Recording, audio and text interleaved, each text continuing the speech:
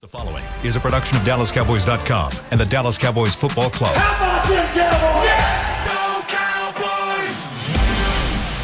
This is Media Mash, a roundtable of Cowboys insiders, dropping wisdom and offering sizzling takes on the current state of your Dallas Cowboys. Now, your host, Newy Scruggs. Here we are on a Tuesday, everybody. A victory Tuesday as the Cowboys went on Monday Night Football for their 49th win in franchise history on a Monday Night Football. That's third all time. And it's a 23-16 victory over the previously unbeaten New York Football Giants. So Dallas now 2-1. They've won two straight. Giants fall to 2-1. Eagles lead the division right now undefeated here. Let's get some Cowboy content to you with our man, Patrick Walker. DallasCowboys.com. Eagles 3-0 right now. We'll see. We'll see how long they stay atop. All right. Kevin Gray, 105.3 The Fan, the official home of the Dallas Cowboys on the radio. What's up, Newy? Side of things here.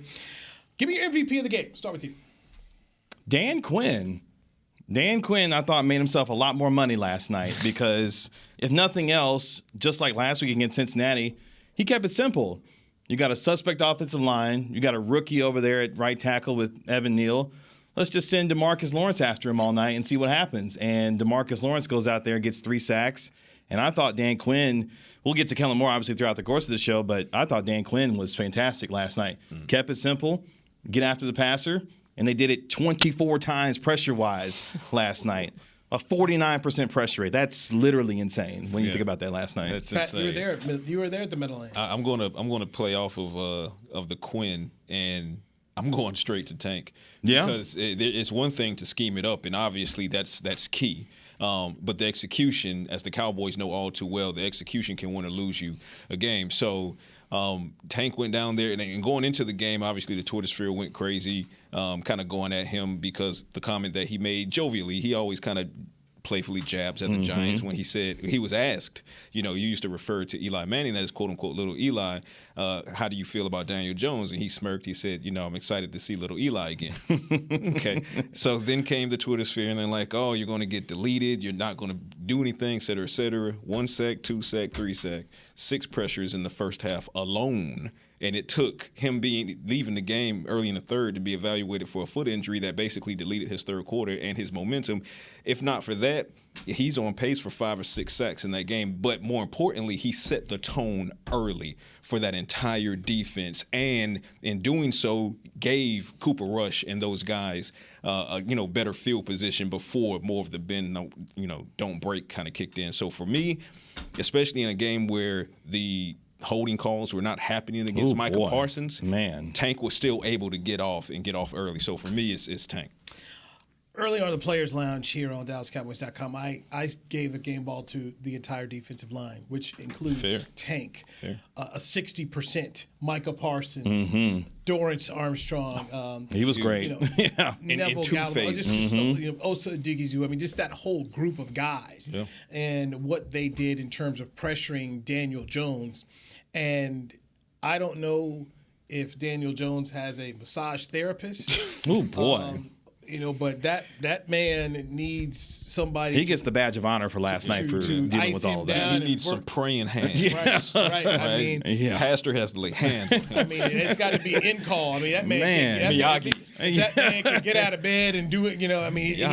He got tore up last night and escaped many sacks with his legs. But Micah had at least 2 sacks that he probably should have got. DeMarcus probably had 2 more. Right. But Daniel Jones, slipped out of some. I know Donovan Wilson. There were a bunch of almost. Yeah. Right. So Durant had another one that was deleted by penalty. Yeah, the Kelvin Joseph penalty. Yeah. I knew the words Kelvin Joseph was going to get Newy going this afternoon. Mental errors. You got. He had a nice play in special teams though, Newy. You saw the special teams play he had last night. Well, I tell you, boy, we should all draft second rounders to come play and make a special teams. Hey, you got to make a contribution where it needs to be. You got to make a contribution somewhere. You got to Newy's point. You got to delete the mental errors. Yeah. Because especially in these close games that the Cowboys are having to claw their way out of and through. the mental errors, the self-discipline, those are the ones that can lose you games. Yeah. So It got you. You could beat the Giants like that, but going to Los Angeles, going to Green Bay, You can't beat yourself in that way. You can't go give a couldn't fresh beat set. Tom Brady like that. Exactly. Right, you can't get a fresh set of downs to Aaron Rodgers and Matthew Stafford. You just can't do it. So, boss man, Fat, you've got to be better. I mean, that was, He is, to Kevin's point, he is improving. But those types of things that'll keep you getting the side eye from the coaching staff. Just like, okay, you Make did a great play on Yeah, one you hand. You did great, and it's like, oh, Yeah, and it's like, oh, come on, Kelvin. Now, learning curve. and if you're doing Armstrong, man, you taking money out of my pocket, man. Hey, man, that's Jerry's favorite out here handling business, man. Kansas Jayhawks' own Dorrance Armstrong. No, Dorrance is his agent is still pointing at that play on film. He's like, look, my man did his job. He did what he was supposed to do. My man did and he his blocked job. the kick earlier in the game. My guy did his job. Yeah, Shouts he out did. to Durant, because if that second sack doesn't get deleted, that's 2 multi-sack games for him. 3 outings for Durant Armstrong. And that just goes to the dominance of the Cowboys pass rush to have Micah at 4, who could have easily had multiple yesterday if the flags were flying in his favor. Tank has DeMarcus Wentz with his 3, could have had more. Durant, et cetera, et cetera. I mean, you could be looking at right now, hypothetically, atop the sack chart for the Cowboys, 6.54, 6.55, Something like that. Yeah. Going into week 4, It's scary, man. Scary hours for that defensive line. Dan Quinn for president. It is. You got to pay him like it too. You got to pay him like it. You know, Jerry is not afraid to pay his assistants. But that's a story for another day. Paying him won't be the issue. It'll be keeping him. Yeah, that's the thing I kept running through my mind last night, not trying to honestly take away from what the Cowboys did, but I kept looking at Dan Quinn's situation. It's like, man, if this defense, which right now we don't have any indication that it won't continue to play this way, somebody's going to pay Dan Quinn a lot of money to come run their program. Counterpoint. This was the counterpoint that I brought up last offseason when he was a top candidate for several positions. He's having fun. He is. A ton of fun. The Cowboys are basically giving him, for the most part, carte blanche on the defensive side of the ball as far as building personnel at the expense of the offense. Sorry, Kellen. But Dan Quinn is getting basically what he needs to dominate on the defensive side of the ball. So when you have those two things, and keep in mind, he's less than 2 years removed from the tragedy that was the Atlanta head coaching job. So that's still in the forefront of his head. He's like, hey, am I really going to – also keeping in mind Jerry is willing to pay him whatever needs to happen. So the money's here. The fun is here. The personnel is here. The position status, it might be over here, but does that outweigh these things? I'm speaking objectively. Like, all of that matters. Okay, it's a full equation. I'll speak objectively. It's a full equation. Dan Quinn is a competitive guy. Yes. Oh, facts. Sure. Facts. This is a man who should have a ring. Most definitely. Yeah. As a head coach. As a head coach. I was going to say, he has a shiny thing. Should have a ring as a head coach to go along with the ring he's got in Seattle. Matter of fact, should have had 2 rings as an assistant coach. Darren Well, Bevel. you know, if you hand the ball off 24 back there, Seattle to Skittles, you give the ball to Skittles. It might be. But his call. Yeah, it's not his fault. It's not his fault. So I can't believe that a man who also went out on several head coaching interviews last year Was a front runner in Denver. Denver, yeah. should have got the Denver job. I know. Come on, man. Yeah. I think that's some regrets right there. Yeah, the Hackett experiment thanks, out there. Denver. Yeah, appreciate that. Appreciate The it. GM wanted him. Yeah. Elway and the team president didn't, but the GM wanted him. So, Thanks. oops. Right. Let's ride. That's right. Let's They're in ride. first place. So they're in first They place. scored 43 points in the first 3 games, and they're in first place. That's wild. But for Dan Quinn, anyone who is doing their job properly when they go out and open up a job this offseason has got to call him. He'll be number 1 on a lot of people's list. And they're going to be number 2. Sean will be number 1. True. Yeah. Peyton will be number 1. Yeah. okay, but also Peyton's going to be out of some people's wheelhouse. Like They still gonna call. We can't pay that, but you're gonna call. So okay, to at least get the so note. Peyton Quinn, but at the same time too, here's the thing about Peyton and Quinn, because Peyton's already said it, and then when Dan Quinn rejected the invitation from Jacksonville, they're only going to certain places. So if Ron Rivera doesn't make it, he ain't going to Washington. Neither one of them. Oh, yeah, no. Now, David Jimmy Tepper. G wouldn't even go to Washington. No. Yeah, I'll take the surgery. He was like, You know what? That shoulder there. Let me go ahead and get that fixed. Yeah. He's like, Washington, my neck, my back, my neck, and my back. But Carolina, with the kind of money David Tepper has, He's got a lot of cash. billionaire. That's fair. That's one of those where. But no quarterback real situation out there, though. You're right, but that Still. also gives you the blank canvas to say, okay, what would you like That's to true. do? You get to bring in your guys Yeah. instead of being stuck with their guys. That's true. So this is something to be said for that. Right. So that's the kind of situation I look towards. I mean, he gave Matt Rule the keys. Yeah. It would also stick it to the Falcons. Sure enough. Oh, would. boy. Sure enough would. That's hey, I see. But Valid point. I mean, and that's to for beat either them one twice of a year, yeah. That's either way. Sean Payton too. I mean, Sean Payton goes, hey, Saints. But either way, not that he wanted to stick it to the Saints, but still, you Right. have an understanding of the division. But just that's what it's going to take to attract a coach like that. And if you are David Tepper, after everything that just went wrong with Matt Rule, and maybe he saved his job, but the folks I talked to in Charlotte don't really feel that way. Yeah. You have to get somebody with some experience. Yeah, So- you need a home run swing. So if you don't want to pay the compensation towards the Saints, because you got to trade something for him, yeah. You want to tell me Dan Quinn shoots up the list? So that's the kind of thing I'm looking for. Dan Quinn to say, "Hey, where's a good operation at that's if you're all going to fair. go?" That's fair. So But Micah Parsons is in Dallas. So hey, look, Micah Parsons. That might be Micah enough to Parsons keep is. anybody in telling you. Dallas. For sure. do you walk away from LT? It's a fluid situation. It's a fluid situation that we must continue to monitor. So Sure. right now, I'm looking at who's going to be. Because I also looked at the list here. They came out with the odds like who's the coach, number one coach right now to get fired. Cliff Kingsbury, number one. Hackett might be one and done. So they might Denver might double back. Come on back. They might circle back. Hey, So I'm just good defense in Denver, too. Good But you know what? defense in Until Denver. then, he's the Cowboy. He's right here. Yeah, he's all good He's right here. here. And we He's having here, but fun. it's definitely a situation when that I keep looking out on because what he's doing here is phenomenal. And in an offensive league, if you've got somebody that understands defense and how to stop offenses, this man stopped Tom Brady. Mm-hmm. Then he stopped Joe Burrow. Mm-hmm. And then he held Saquon Barkley to 80-plus yards, and it took 36 yards to get to that because without that run, which could have been a TFL, right? Yeah, Anthony Barr missed a tackle. Right, if not for that TFL, Barkley finishes 13 carries, 45 yards. Hey. So look, Dan Quinn has reinvented himself, and he is going to be a super hot commodity.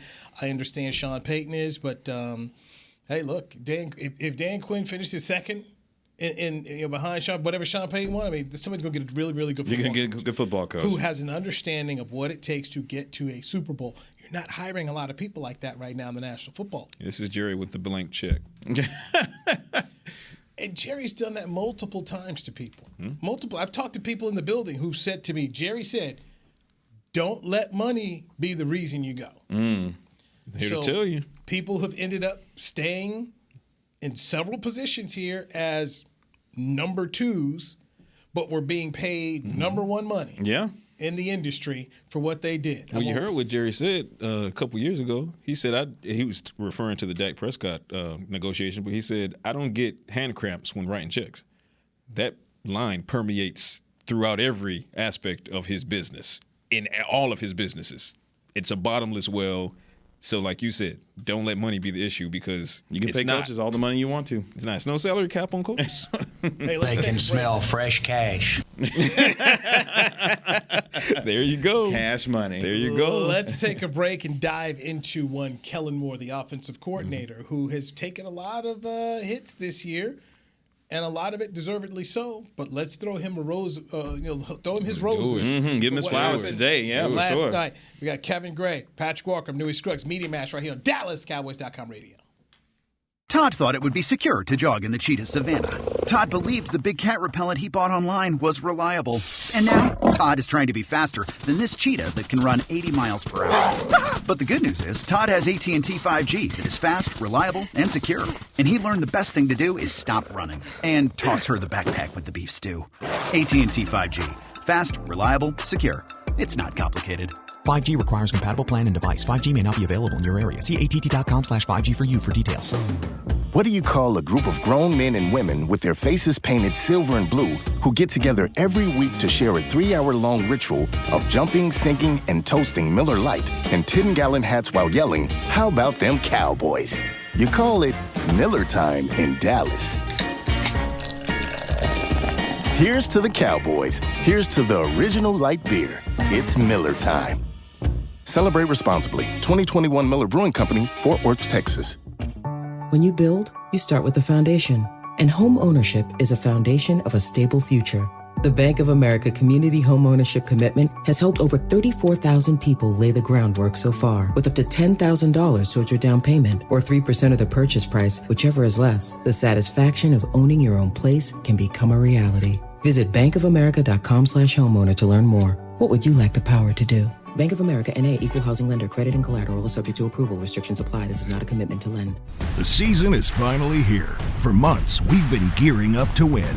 Now it's time for the team that performs on any field. United Ag and Turf. With John Deere zero turns for mowing, compact tractors for loading, mini excavators for digging, Gator utility vehicles for hauling, implements for grading, hay tools for baling.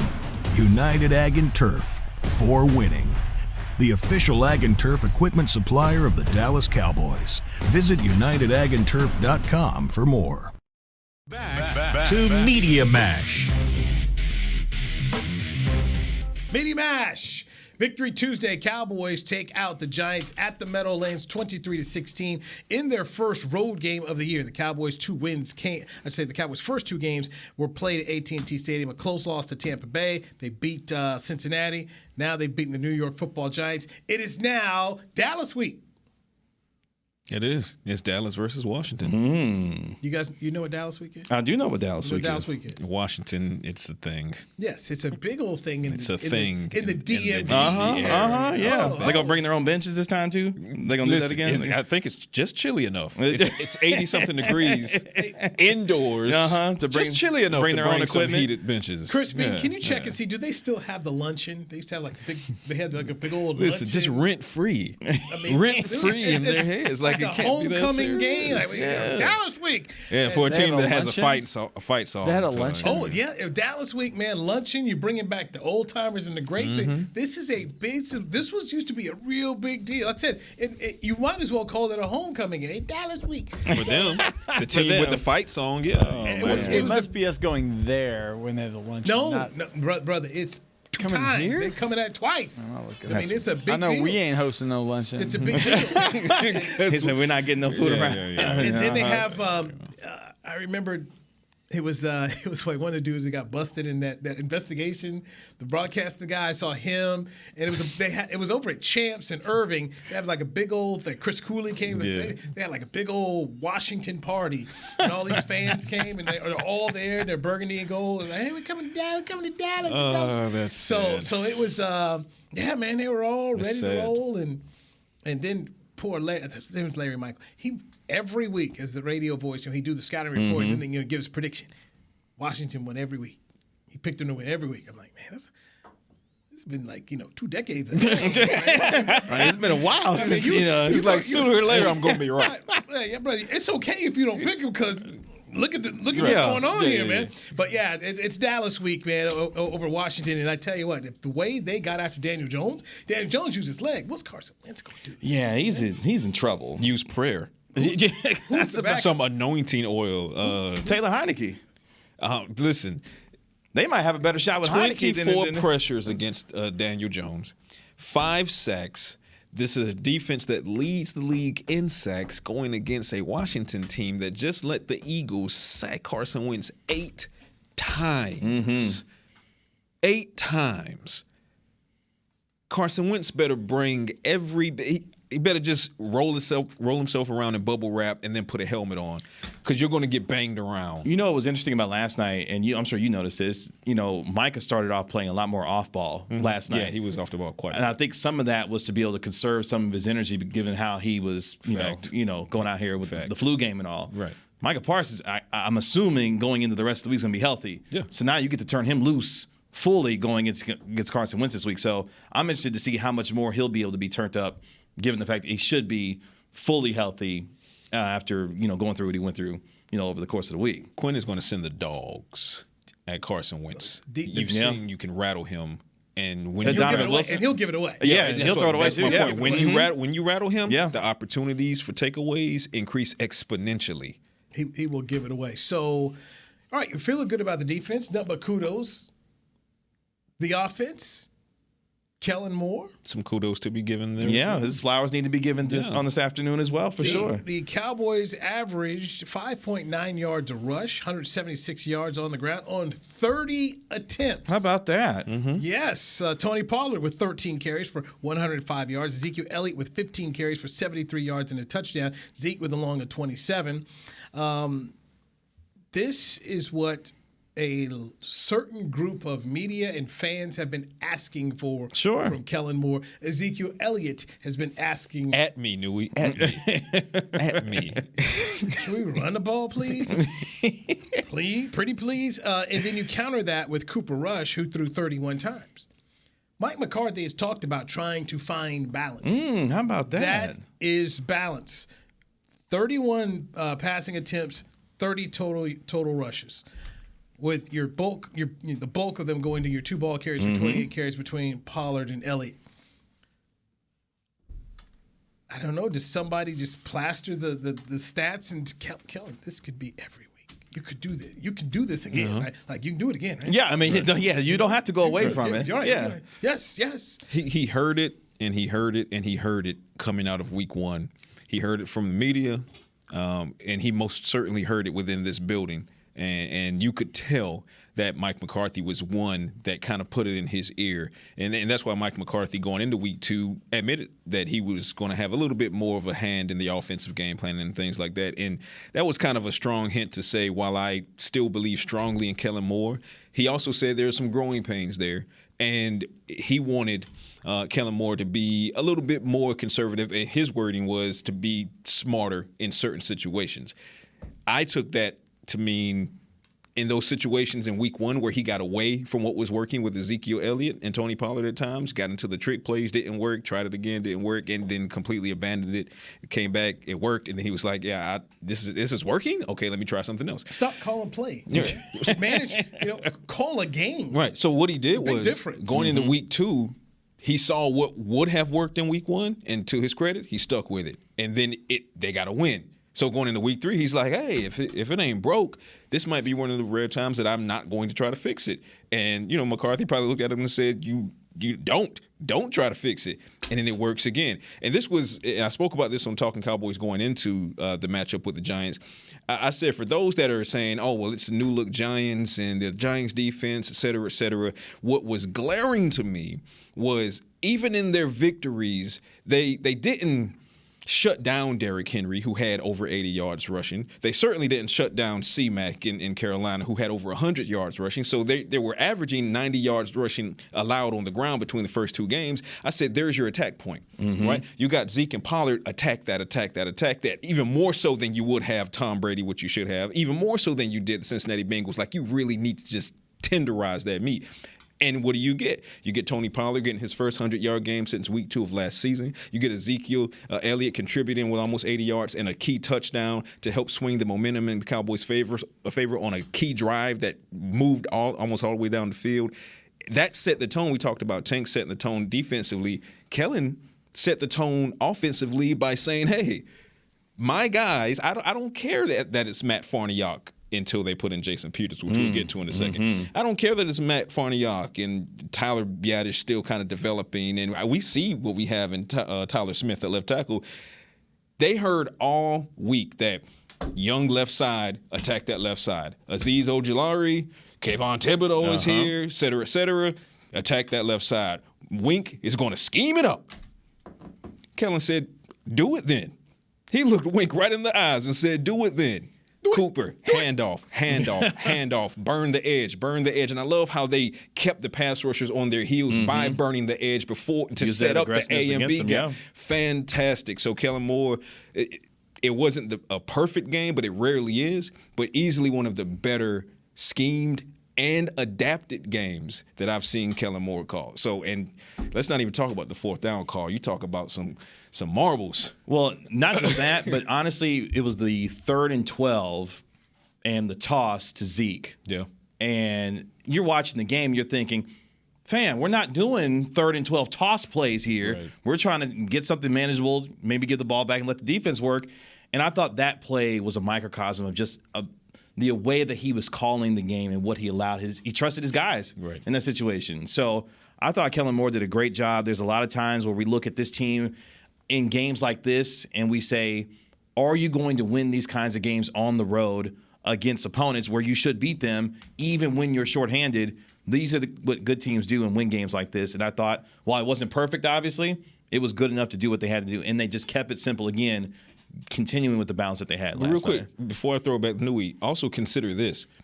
The way the game was schemed and called by Kellen Moore, if the execution is there, this is a 35-plus point game for the Cowboys. You talk about the penalty that went uncalled on Noah Brown in the end zone. That could have been a touchdown, and at worst, or at best, touchdown. At worst, if it's called, it's put on the 1-yard line. Assume they punched that in.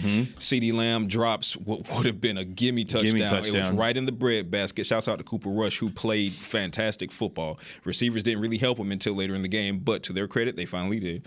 But you got a potential touchdown drop by CeeDee Lamb.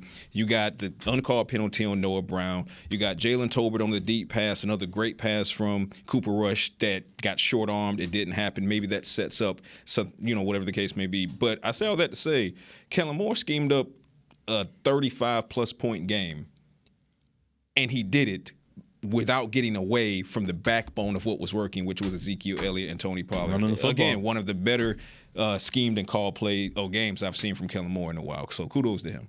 Well, we praise the defense, praise the offense. Coordinators are talking today. Got to throw some bones at the special teams because I see what you did there. I see what you did there. Not his first rodeo.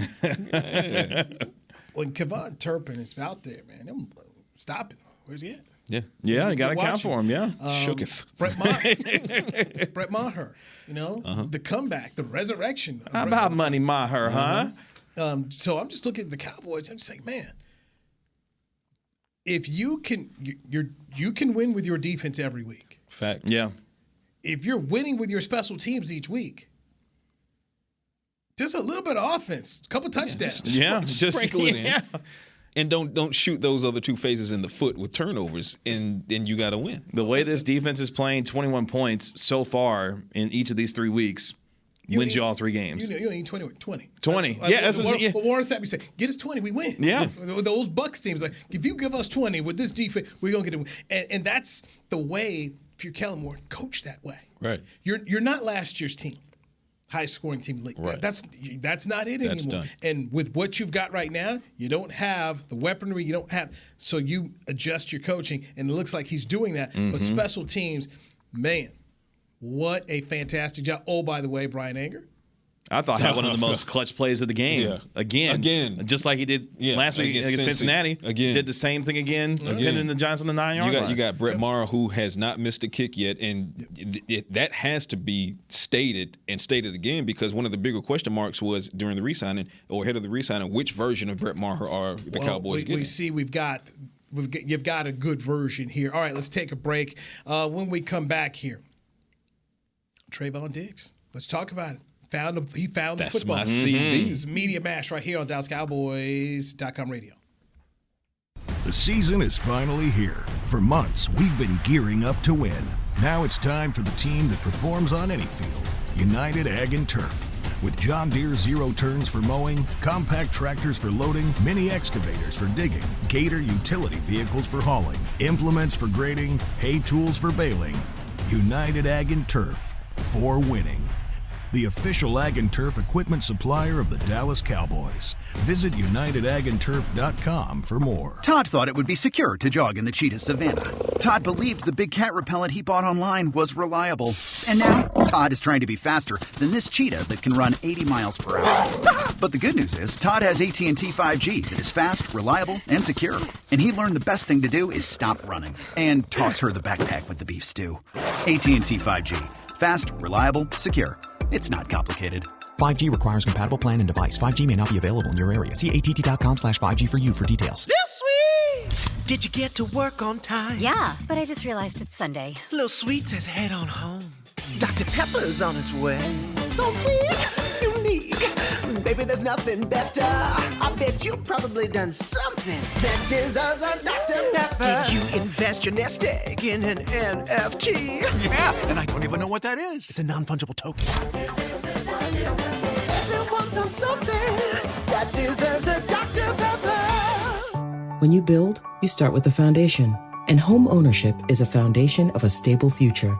The Bank of America Community Homeownership Commitment has helped over 34,000 people lay the groundwork so far, with up to $10,000 towards your down payment or 3% of the purchase price, whichever is less. The satisfaction of owning your own place can become a reality. Visit bankofamerica.com/homeowner to learn more. What would you like the power to do? Bank of America N.A. Equal Housing Lender. Credit and collateral is subject to approval. Restrictions apply. This is not a commitment to lend. Back to Media Mash. Media Mash here on a Victory Tuesday. Cowboys take out the Giants 23-16 at the Meadowlands in New Jersey. Got Kevin Gray, 105.3 The Fan, the official radio home of the Cowboys. Nick Eatman, DallasCowboys.com. Patrick Walker, DallasCowboys.com here. All right, guys, I'm going to ask you the question because I'd asked Danny and Barry from their playing days, what is the ride home on the charter like after a win like that in New York where they packed the house, that crowd was there, they were rolling out folks for their Hall of Fame. Take me through the enjoyment of the plane ride home. Honestly, man, it wasn't that crazy, and I think the plane that we take now is different. It is different, and I think that one of the reasons why it's a different atmosphere for us is because there's like 5 levels. Okay, it's just kind of separated. Before it was just one big, like first class, and then everyone else, and you could hear all the games and all the stuff playing, win or loss. No, you've been on some of these too, so.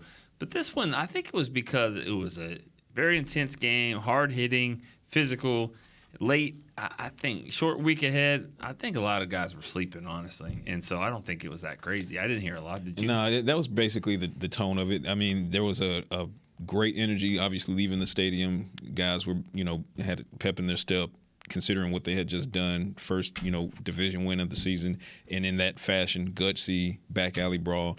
But once everybody got on the charter and things kind of settled in, guys were pretty much lights out, like literally speaking. And, they were just kind of drained.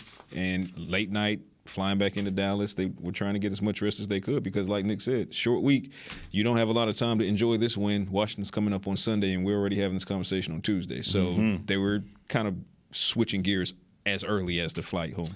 Back to the defense. The Cowboys front, outstanding. Warren Sapp used to say the back don't work without the front. So the front was working, and in the first half, Diggs had one that he almost got 2. He finally got one. So this is now 15 interceptions in his first 31 career games in the National Football League. That's number 3 all time to snag that many that early. Everson Walls with 21 in 31 games. Delicious. Delicious. Back when they didn't throw like today. Yeah, okay? That was a running league. Yes, in a running league. And then you got James Hunter of Detroit, who had 15 and 31, his first 31 games, the same as Diggs here. What else can you say about the young man? I think what I love more about him this year, and I tried to tell people this, is that even if he doesn't have the numbers that he did last year, I think he's going to be a better football player. And you've seen the aggressiveness, the tackling. We saw that last week against Cincinnati. Absolutely. Obviously, he missed the one last night that I think he would have took back to the house. But you can tell this is a motivated football player that has heard the things around him about, he can't cover guys downfield. He gives up too many yards. He does all these other things. I thought he's been really good the first 3 weeks of the year. But for me, it's the aggressiveness and the physicality that he's brought that I think that's the biggest difference in his game right now. I agree. I think he has grown as an overall football player. I would also add that, and I said this earlier to Nick and everyone upstairs, and I think that once the ice is broken on interceptions or sacks, right, they start to come in bunches. So it's fantastic to see that he broke that ice in week 3 ahead of a battle with Carson Wentz, who is probably going to be under siege. Who he got his first pick against. And Diggs could have easily had 2 or 3 interceptions, one of which could have been a pick 6. I still don't know how Daniel Jones, what kind of hocus pocus that was to get that ball through Diggs in that fashion, because even defensive backs coach Al Harris, I was talking to him on the flight about it, and he just was wide-eyed. He was like, I don't know how that happened. That defied physics. But you look at, the narratives that are going against Diggs, and he's defined each one of those narratives over the course of the first 3 weeks. He's tackling very well. His coverage was never in doubt. But even with his aggressiveness, he's also mixing in knowing when to be aggressive versus knowing when to stay on the hip of the receiver. So just overall, as a defensive back, he's becoming that true shutdown that you can leave him on an island. Yeah, I think that, like you guys were talking about the quarterbacks, I mean, Tom Brady, Joe Burrow, it's going to get worse than that, from a quarterback elite status. I mean, it did. Daniel Jones, I always thought was very giving. He likes to give the ball. Carson Wentz will be much more giving as well. Much more so. And Kevin, to your point, I mean, that great interception, he's probably mad that he didn't get 3, or 4 or whatever. So he's just around the ball, and he's got those hands it's like his brother is an all-pro receiver or something like that. The hands in the family are very good. Right. They're just good. They're just great athletes. And he used to be a receiver himself. So good at catching. But let's say this, dude. Like Anthony Brown is also playing well on the other side, because if he wasn't, they would never go to him. They wouldn't mess with Diggs. Anthony Brown's doing his job over there too, and like you said about Warren Sapp, the front and the back end, it starts with the front. I mean, Everson Walls will be the first to tell you he was getting a lot of interceptions back then, because Too Tall Jones, Harvey Martin, Randy White, they were in his quarterback's face. Right. And he was getting pop fly picks and stuff like that. So, and that's what happened last night. I mean, that it's just menacing what they're doing to them. Dalton Schultz didn't play. Think he plays this week? Yes. Especially looking at the rookies. You talked about that too. Specifically, you talked about that too. Yeah, specifically. Hendershot out here at 29-yard receptions and whatnot. Yeah, you might want to help him out. Props to Lunda Wells. Okay? Absolutely. And we saw in camp those kids working. We saw them, and Lunda Wells deserves a lot of credit as a tight ends coach to get these guys ready to go. Will McClay and company deserve a lot of credit. They use a 4th rounder on Ferguson. Then they signed Hendershot as a free agent. This was what you were. You crossed your finger. Well, we hope we can be okay. Sure. The tight end didn't hurt you last night at all. No, not at all. You're starting a rookie at tight end. You start another rookie at left tackle, where you had 2 guys who were really, really good. You were counting on at those 2 spots down. This is pretty cool. But I thought to myself, if you're Dalton Schultz, man, you got to play. You may want to play this week. Almost hurt them, though. That's why I think he keeps going back to how great the defense played, because the defense kept them in it so CD could get out of his funk. So Hendershot could stop getting penalties. He had a couple, he had a couple moments there, but then he overcame it with these catches. But those penalties could have been more of a problem if the defense wasn't playing the way they did, and so it kind of let everyone and a better team. Yeah. Right, but it's almost like a pitcher that just keeps going, and then all of a sudden in the 6th or 7th inning, now the bats come alive, and that's how you won the game. But if it wasn't for those early innings where the pitcher kept them in the game, that's what I thought the defense did, actually for 2 weeks now. Yeah, for 2 weeks, because I just said to myself that really 3 weeks. I said, 8 penalties, 70 yards.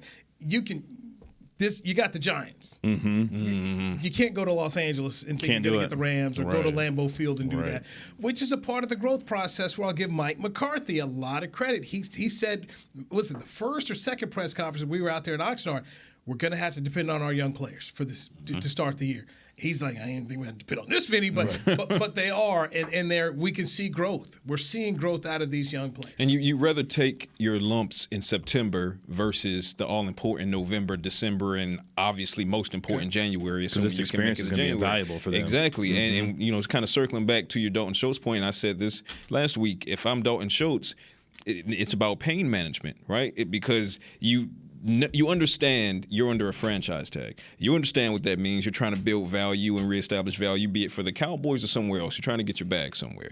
And you also understand that Jake Ferguson was selected in the 4th round. Hey, if I'm Dalton Schultz, I'm thinking, where was I selected? The 4th round.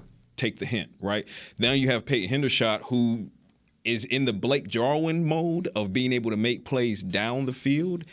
You look at Jake Ferguson as being in the Dalton Schultz mode where he can catch the ball, but he more so affects the game positively as a run blocker. You saw him on that clip that's going around of Tyler Smith getting to the third level and just mowing through guys. Guess who was down there with Tyler Smith? Jake Ferguson. Ferguson was down there with him. So if you're Dalton Schultz, if you can play at all against Washington, he's going to be on the field to do so. But again, kudos to Will McClay and Stephen Jones and Jerry Jones for being able to. We're talking about not just a 4th round pick, because that should be an impact player, be it now or later. Peyton Hendershot is an undrafted rookie, guy, and he's impacting. So yes, he made the mistakes, but I would also say that, hey, last week Dalton Schultz had the fumble that could have cost the Cowboys the game if they didn't bounce back. So as much as Dalton Schultz is the definitive tight end 1, I want to be clear in that as it stands, he is the definitive tight end 1 in Dallas. The longer he's out, the more ops go to those 2 young guys. And if they continue to take advantage of those opportunities, sounds familiar. The conversation next offseason becomes much more challenging as far as he'd walk to New York to get a he sure would. Remember when Parcells used to say, "You don't want to lead a huddle because you don't know who's coming in." Right. And that's what the National Football League is. I didn't go to the game last night, so I was wishing, as I was frustrated watching this particular play, I wonder what Nick is saying. Sam Williams, late hit on the sideline. Oh man! Yeah. If only you could have heard. The look right there. If only you could have heard. The look says everything about what Nick was thinking about last night. If only you could have heard when that play came from the right side of my head. It's almost, and it was 2 times because he got lucky on another one where he knocked the guy out of bounds kind of late, but they didn't call it. I mean, he's just he reminds me of Randy Gregory and Donovan Wilson. These are explosive, aggressive players. That's why they're here. And sometimes when they play between the whistles, it can be really good for them. But sometimes that they have a hard time of stopping and not being a little too aggressive. And so that I saw it with Randy, saw it with Donovan even last night. I mean, the stupid play that he did. I mean, but you'll take it if you get enough good. And right now we're not seeing and that. hopefully he learns from that too. Yeah, hopefully he learned. But he's just they're definitely aggressive, and they kind of are all in the same mode. Because you're definitely getting a lot of good from Donovan Wilson. Yeah, to help you kind of look past. You tap him on the shoulder and say, "Hey, don't never do that again." But you have this and this and this and this and this. Fantastic. So shouts out to Donovan Wilson. Gregory was that way too. I mean, yeah, absolutely, absolutely. Gregory give you a couple sacks. Dean next thing, Gregory, what you doing, man? What you? They got one gear. Go. Yeah. All right, minute left here. How are you feeling about the Commanders coming here, 2-game win streak for the Cowboys? Carson Wentz, what's that old Red Hot Chili Peppers? So give it away now. Doing that. So I'm gonna start with you, Kevin. Go around the table. Dan Quinn and the defense keep it simple. Carson Wentz gets happy feet. Let's see how happy they are on Sunday. Yeah, get some clarity into the allergies for Micah. Yeah. Make sure Micah's good to go. Pedialyte all week for my guy. Right. I think you're going to get, I think you'll get Gallup. I think Schultz. I think you're going to start getting some guys healthy. I mean, but as long as this defense can just kind of get after Carson Wentz and that offense, I see them winning. It's the same Carson Wentz that the Cowboys are familiar with. Only now he's behind a worse offensive line than what he was in Philadelphia. Yes. Keep it straight up. Tell your 4 men up front to beat their guys. Randomly send the extra man if you need to. Sit back and wait for him to throw interceptions because he will. This is a game you got to get. It's another division game. Got to have this game. You're at home. You have no room for error, and you got to get ready to go face the Rams and Aaron Donald and Matt Stafford and Cooper Kupp. This is a win you got to get. Hey, fun stuff here. Coach McCarthy coming up at the top of the hour on DallasCowboys.com. Hey, you got Patrick Walker. You got Nick Eatman. You got Kevin Gray. I'm Dewey Scruggs. This has been Media Mash. We'll talk to you tomorrow, 3 o'clock Central, right here on DallasCowboys.com radio. This has been a production of DallasCowboys.com and the Dallas Cowboys Football Club. How about this, Cowboys? Yeah!